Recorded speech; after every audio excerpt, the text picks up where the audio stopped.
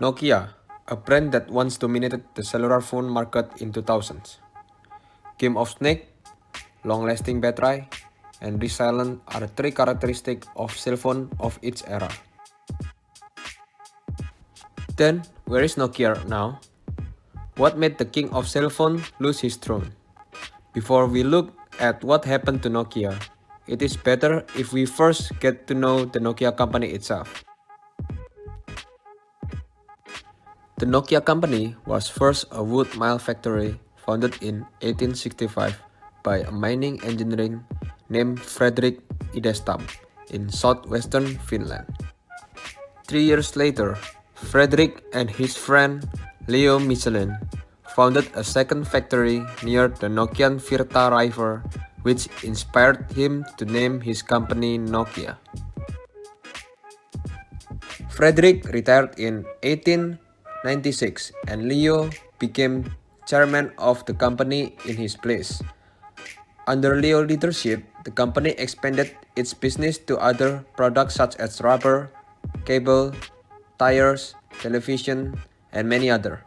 Nokia is very much different from the Nokia we have ever known in general. In 1970, Nokia started a networking business and started a radio business. Nokia also makes military equipment for the Finland Security Department. They even make walkie-talkies, phone, capacitors, and the chemical industry. In 1977, Nokia was led by Kari Kairamo. In Kari's hand, the company business direction has changed. Nokia acquired many companies. One of the company being acquired was Mobira. Mobira is a company that made mobile phones, which became the start of Nokia's success mobile phone business. In 1981, Mobira launched the first mobile telephone network that capable of international roaming called the Nordic Mobile Telephone Service. And in 1982, Mobira launched a mobile phone called Mobira Senator. Leadership of the company often changed, and the company policies that are taken variative between one leadership with another leadership. Until 1990s, a merger between a company and even the sale of some companies occurred. George Olila leading the cellular telephone division since 1990s, which strongly opposed of the sale this division. Then, he became the company's leader in 1992. Olila decided to change the company to a company that focused on the telecommunication industry, as well as selling other business areas. The strategy was successful and the Nokia grew rapidly in the following years.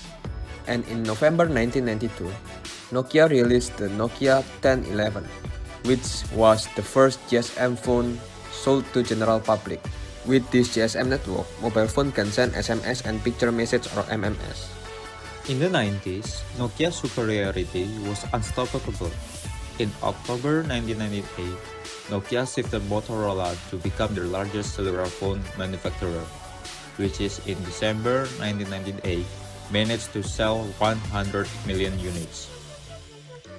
In 2000, Nokia employed 55,000 workers worldwide, with a market share of 30%, almost double than of their competitor Motorola.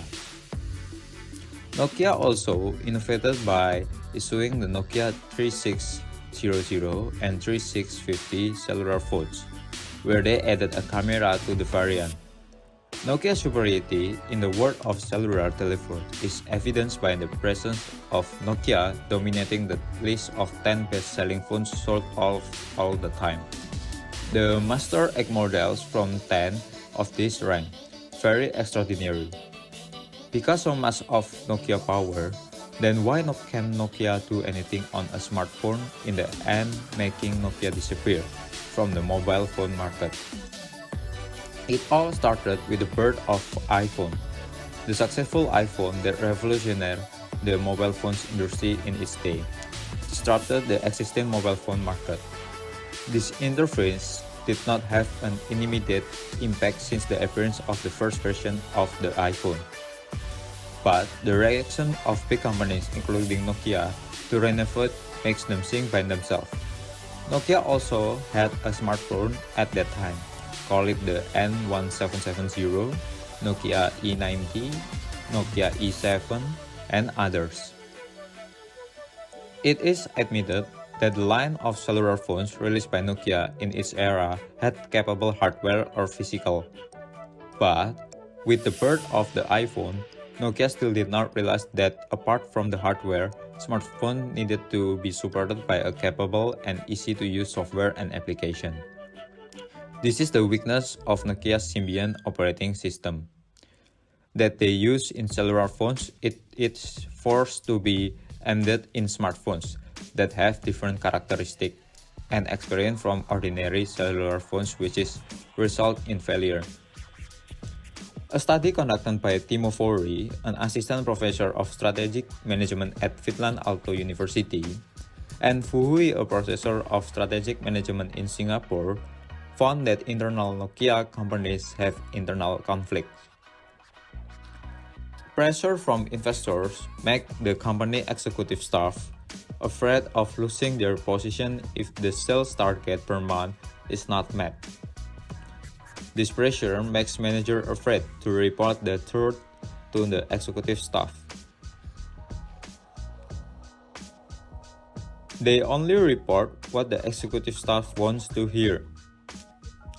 Thus, the weakness of the Symbian operating system is rarely heard by the executive staff. Plus, scheduling new projects rules out any obstacle you might encounter during research and development. This is just so that it sounds pleasant to ears of executive staff. All managers who know very well that the schedule doesn't make sense just keep quiet because he thinks he will be nervous for fear of bringing up the matter. Having received such good progress report, top executives believe they haven't been bothered at all by a phone. Nokia's is busy pursuit of sales growth makes Nokia forget to innovate, while other cell phone vendors are busy issuing new innovation using Android to compete with Apple. Nokia hasn't changed and is still busy releasing phones with old technology. When Nokia released the importance of smartphone market, Nokia teamed up with Microsoft to launch Lumia smartphone, where many parties feel much better for Nokia to issue an Android-based smartphone. This collaboration doesn't seem to be welcomed by the market. This is marked by the decline in sales of Nokia, where Nokia only controlled the mobile market by 5% in 2013. In the end, Nokia sold its cell phone division to Microsoft for $7 billion. Since purchased by Microsoft, the Lumia cell phone has changed from Nokia Lumia name to Microsoft Lumia. But Microsoft didn't stay long in developing Nokia. In 2016, Microsoft sold the right to use Nokia brand to HMD Global and Foxconn for $350 million. HMD Global is a company in Finland founded by Jan Francois Wario, who was a senior vice president of the Nokia company since 1999. Meanwhile, the Taiwan company Foxconn, which has long been producing Nokia and iPhone phones, has the right to use Nokia brand to develop future phones or classic cell phones. With the right to use this brand, HMD Global and Foxconn have the right to use Nokia brand for 10 years. From here, Microsoft will get royalties from every unit of Nokia cell phone sold. Under HMD Global and Foxconn, in 2017, Nokia returned to the mobile market by releasing several Android smartphones. Call it the Nokia 7, Nokia 8, and Nokia C series. For the classic mobile market, they also released the legendary 3310 mobile phone with a more modern and stylish look. So, that's the story from Nokia as we know. I hope this video can bring a good advantages for all of us so we can learn from Nokia failure. Thanks for watching.